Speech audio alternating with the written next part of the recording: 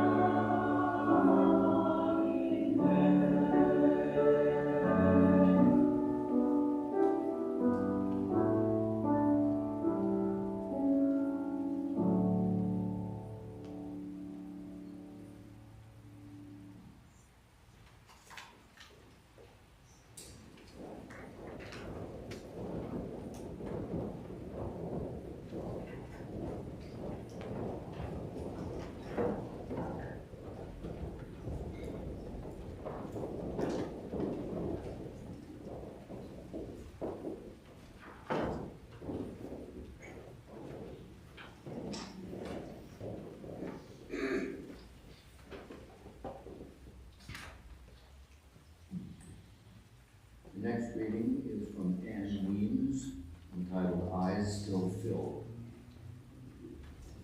On Tennessee summer evenings, we would lie on our backs, the stars hanging in our eyes, and we would wonder what was going on up there among the stars. If we stared long enough, the stars would lift us to them, and we would float, face to face with the stars, the entranceway of the home of God. When our mother called us to come in because of the late hour, the spell was broken, and we would fall back to earth, where our backs itched from the grass, and our thirst was powerful. But our eyes were still filled with the glory of God.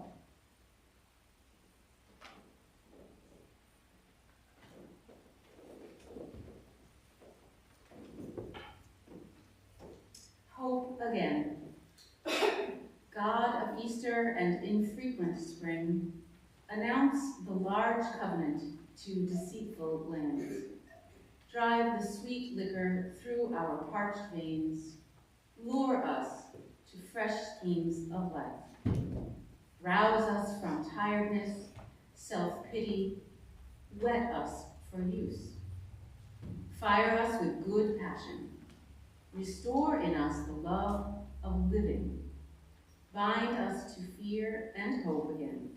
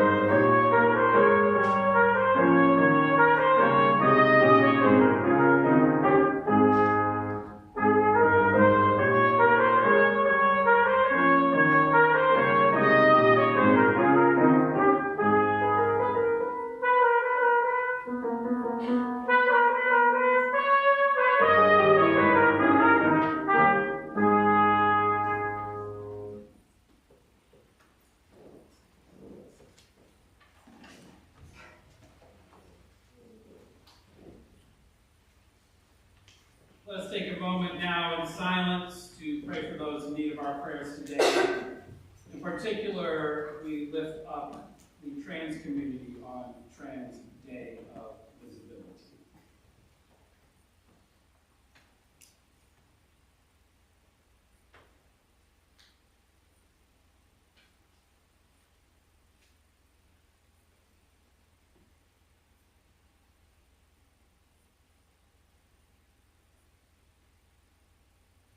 May we build something better this year. May we hold fast to the holy in ourselves, finding a future better than our past, a past of fear and isolation, of despair, of anger and oppression. May we build something better this year. May we hold fast to the holy in each other and seek the future together, reacting with love and understanding, with forgiveness and openness and intention. May we build something better this year. May we hold fast to the holy in strangers, for in the future they will not be so strange, bound by the love between us and the divine in the spirit of healing, equity, and compassion. May we build something better this year. May we hold fast to what we have learned so we do not invest the future with the sins of the past, recognizing where we have fallen and failed to care for each other, where we have been separated or separated ourselves.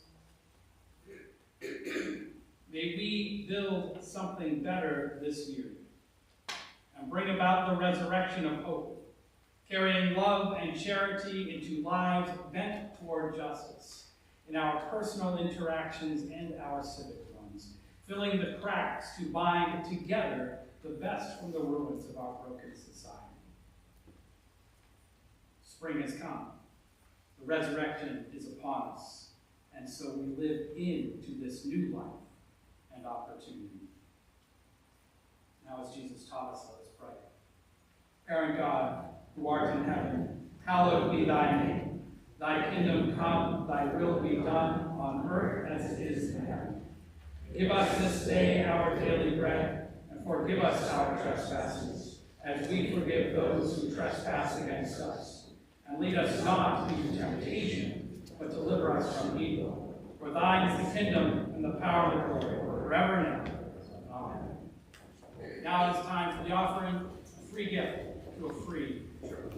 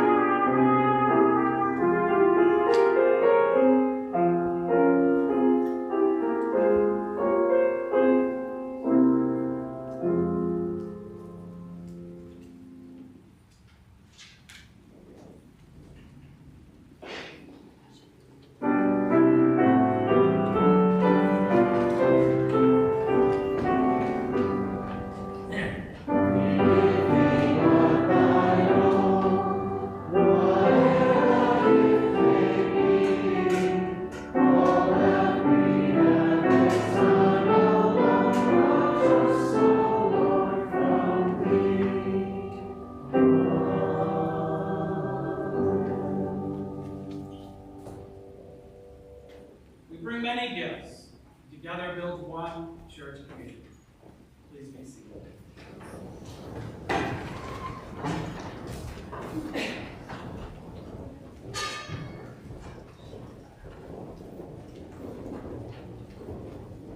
Responsive reading, rolling away the stone.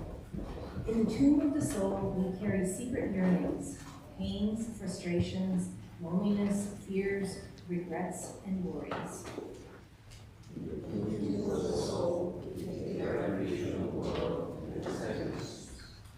In the tomb of the soul, we wrap ourselves in the security of darkness. Sometimes it is discomfort, sometimes it is safety. Sometimes it prepares us for experience. Sometimes it insulates us from life.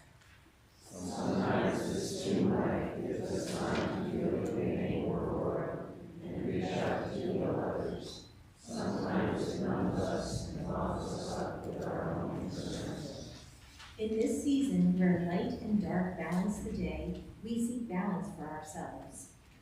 Grateful for the darkness that has nourished us, we push away the stone and invite the light to awaken us to the possibilities within us and among us, possibilities we can light in ourselves and in our world. Now please turn in your red hymnal once again to Morning Has Broken, hymn number 38.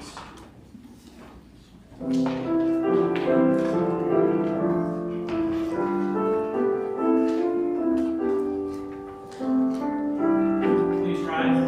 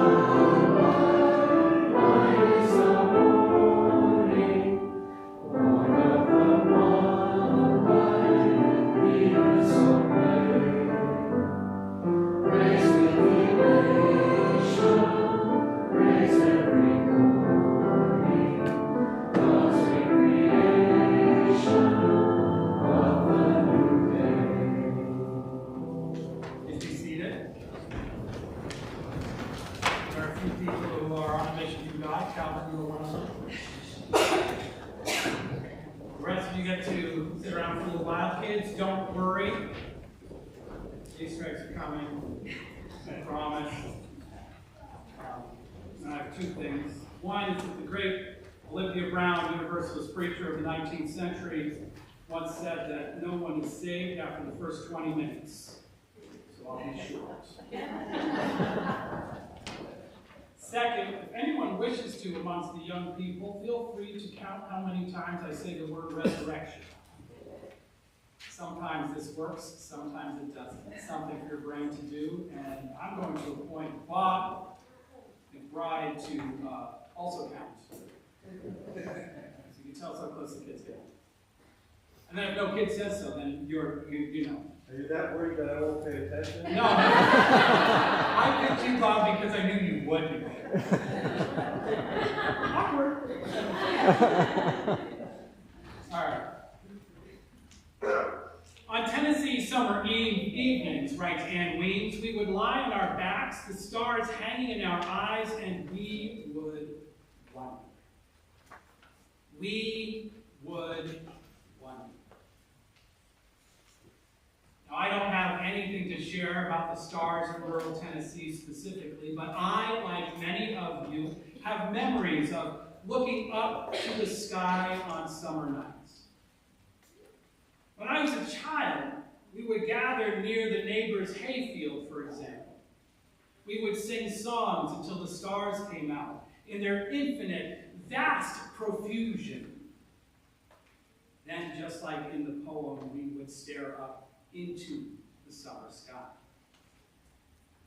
And of course, later on, as I grew older, there were canoe trips, there was camping, and there were many late-night walks where I would experience the exact same thing. The stars, for most of human history, told the stories of the universe and could guide us home. Could guide us home. In fact, one of the best courses I ever took in college was the one where I learned the constellations and how to navigate by them. I got a B-.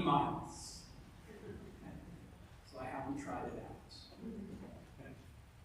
Over the course of life, each time I have ventured outside on a clear night, I returned to my shelter impressed and amazed with, as Weems said, eyes still filled with the glory of God.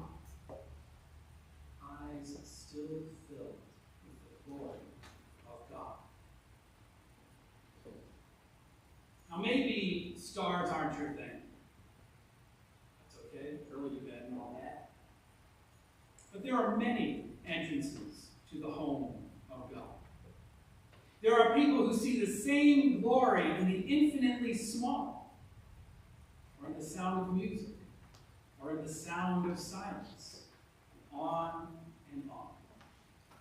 Whatever it is for you, we have probably all had that moment when we find ourselves unburdened, lifted up. The weight of the world that normally presses us down slips away for a moment to the point where simultaneously,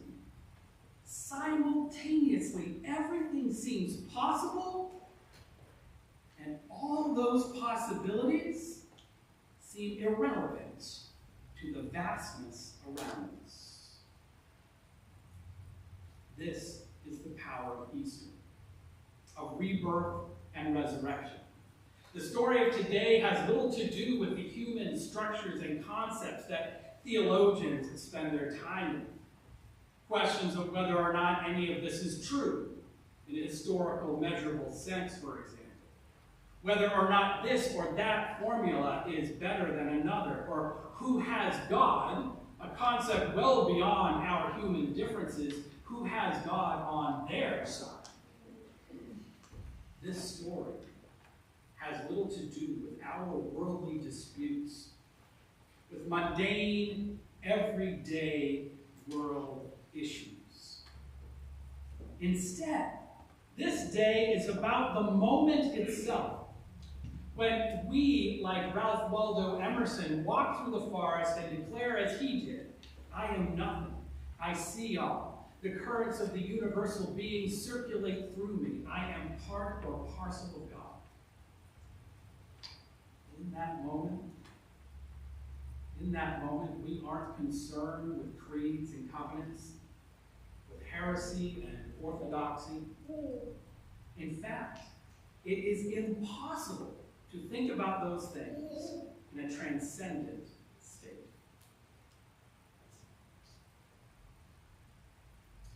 Now, this is the situation in the biblical story of the resurrection as well. As long as we don't try to tame it with our modern minds. It is worth remembering that the ancients who told it to each other while sitting under the stars before the advent of light pollution, with the full canopy of the universe above them, it is worth remembering that they didn't know we would try to rationalize and categorize their free-ranging metaphors. They were just talking about miracles, like you do. In Matthew, Mary and Mary run to the tomb, where they encounter terrified guards products of the establishment and of civilization, and they encounter an angel.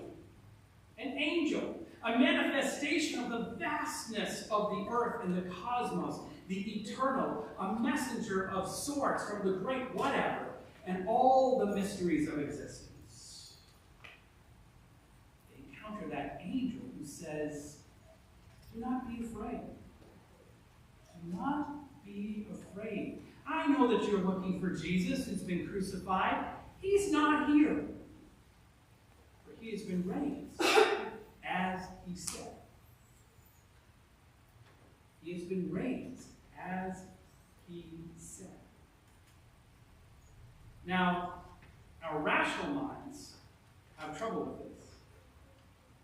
They are like the guards in Matthew's story, who become like dead men, in the words of the Bible, which is to say, definitely not raised, not resurrected, trapped under the burdens of this world. But we can put that rational mind aside and approach this story differently. We can use our hearts, our instinct, our intuition. Then, with stars in our eyes, or the wind in both ears, or our heads in the clouds, in the moment when anything seems possible and irrelevant at the same time, we have no need to be afraid. We know, at least in this moment, that we have received an invitation to our own resurrection. We know that life and death come and go.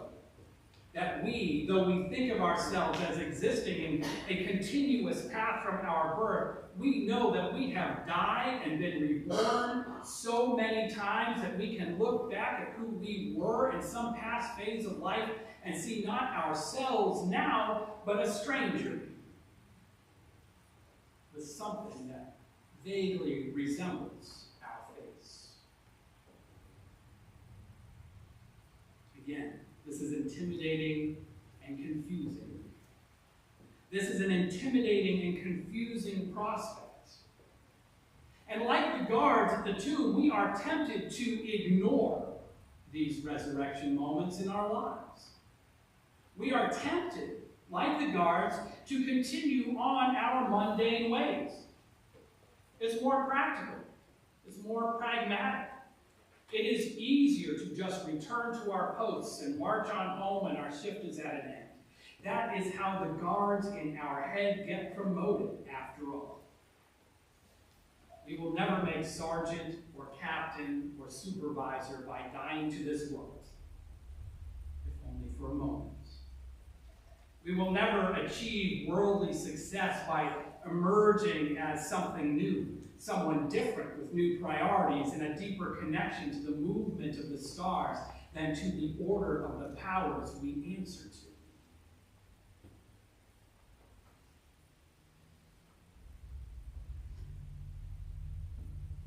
Later, systematic theology, backing up the guards, in an effort to protect those powers, did its best to elevate this moment of the Easter resurrection into a one-off event made for our betters, for God alone, in fact, and establish the tradition of gathering here on this day so that we can celebrate someone else's rebirth rather than our own. Someone else's rebirth rather than our own. But I don't think that was what Jesus was getting at. He was going ahead, after all, or so the Bible says, pointing the way to our own inevitable change, to our own ability to die and return, not bodily, obviously, but spiritually, emotionally, behaviorally, and relationally. Easter, not the day, but the experience. Not the day, but the experience. Easter has the power, in the words of Unitarian Universalist minister Clarke Dewey Wells, to lure us to fresh schemes of life, rouse us from tiredness and self-pity, restore in us the love of living, and bind us to fear and hope again. We human beings are built or connected continuous resurrection. Letting parts of us die, shedding them off like a lobster leaves its old hard shell, and risking the ensuing moments of vulnerability to become maybe someone else, but more likely to grow closer to our true selves. Back on Maundy Thursday, we observed that we have within us the gift and power to dream, to lift our eyes to the hills, to cut new trails through the ancient ruins in the unknown country. Our heads may be pressed and bent toward minute and personal troubles. We are called to search the unsearchable, to peer forward into the storm and void, to be changed by what we experience, to imagine and plan and step ever so slowly toward the holy and the good. So this Easter Sunday isn't about Jesus' resurrection, whether it was spiritual or bodily or ever happened at all. The gospel writers don't even agree on the answers to these questions because it wasn't as important as something else. This Easter Sunday isn't about Jesus' resurrection. It is about our own. This Easter Sunday is about our own resurrection. What are we holding on to that we can let die? What are we going to set down so that we can be reborn?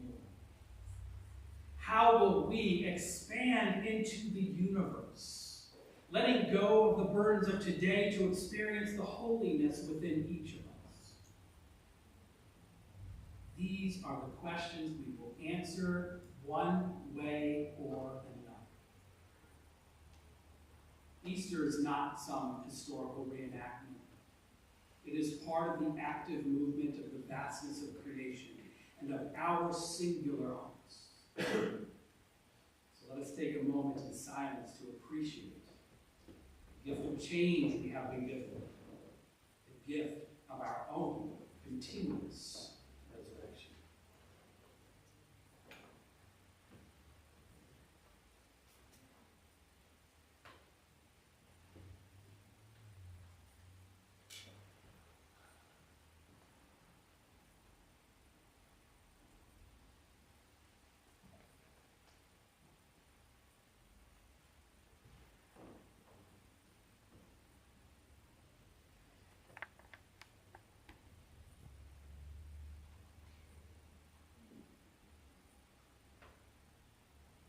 Blessed be.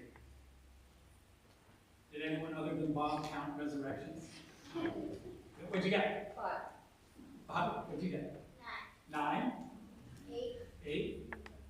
8? What'd you get, Bob? 8 resurrections and 1 resurrected. All right, there we go. So 8 and 9 have it. I think that's reasonable. We welcome all denominations. Okay, let's join now in our final hymn, O Day of Light and Gladness, in your great hymnal now, hymn number 2-7.